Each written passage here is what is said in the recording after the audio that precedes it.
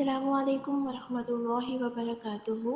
رب اشرح لی صدری ویسر لی امری واحلل عقدۃ من لسانی یفقہوا قولی۔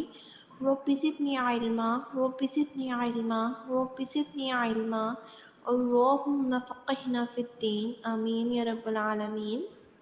سورہ بقرہ آیت نمبر 39۔ بسم اللہ الرحمن الرحیم۔ والذین کفروا، اور جن لوگوں نے کفر کیا، وکذبوا، اور جھٹلایا، بآیاتنا، ہماری آیات، اولئک، وہی، اصحاب النار، دوزخ والے، ہم فیہا، وہ اس میں، خالدون، ہمیشہ رہیں گے۔ اور وہ جو کفر کریں گے اور میری آیتوں کو جھٹلائیں گے وہ دوزخ والے ہوں گے، وہ ہمیشہ اس میں رہیں گے۔ اب دیکھیں کہ وہ لوگ جنہوں نے کفر کیا اور ہماری آیات کو جھٹلا دیا۔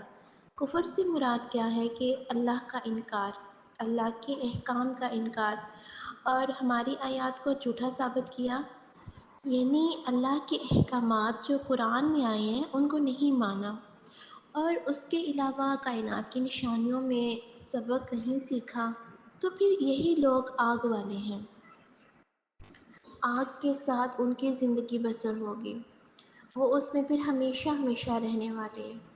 کفر کی بھی نا کئی اقسام ہوتی ہیں۔ اب وہ کفر جو انسان کو ملت سے خارج کر دے، اس کا انجام ہمیشہ کی آگ ہے، اور یہ کس کے لیے ہے؟ جیسے کہ اس کوڑے کو جیسے ویسٹ کر دیں، جو اپنے مقصد کو پورا کر کے ہم اس کو پھینک دیتے ہیں، ہمیشہ جلنے کے لیے چھوڑ دیتے ہیں۔ تو دنیا میں کسی چیز کو جلایا جاتا ہے، جیسے فالتو قسم کی لکڑیاں ہوتی ہیں، کوڑا کباڑا ہوتا ہے، تو سب کچھ ختم کر دیا جاتا ہے۔ اسی طرح دیکھیں، پوری پکچر آپ سامنے رکھیں کہ اللہ نے زمین بنائی ہے، زمین میں جو کچھ انسان کے لیے بنایا ہے، پھر اللہ نے انسان کو بھیجا ہے، انسانوں میں اچھے بھی ہیں اور برے بھی ہیں۔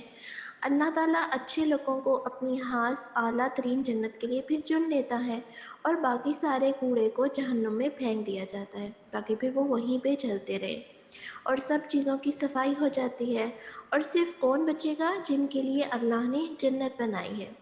اس خوبصورت ترین مقام کے لیے خوبصورت ترین لوگ ہیں جو اللہ کی اطاعت گزار ہیں اور فرما بردار ہیں، اور وہ جہنم سے کبھی باہر نہ نکلیں گے، نہ کبھی ان کا عذاب کم ہوگا، نہ کوئی ان تک مدد پہنچے گی۔ تو ان آیات کریمہ اور ان جیسی دیگر آیات میں یہ ظاہر ہوتا ہے کہ مخلوق میں سے تمام جن و انس اہل سعادت کی اقسام ہوتی ہیں۔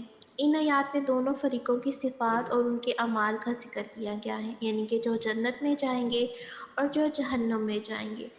تو ان آیات سے یہ بھی ظاہر ہوتا ہے کہ جن جو ہے ثواب اور عقاب کے معاملے میں انسانوں کی طرح ہے، جس طرح وہ ان کی مانت برو نہیں کے مکلف ہیں۔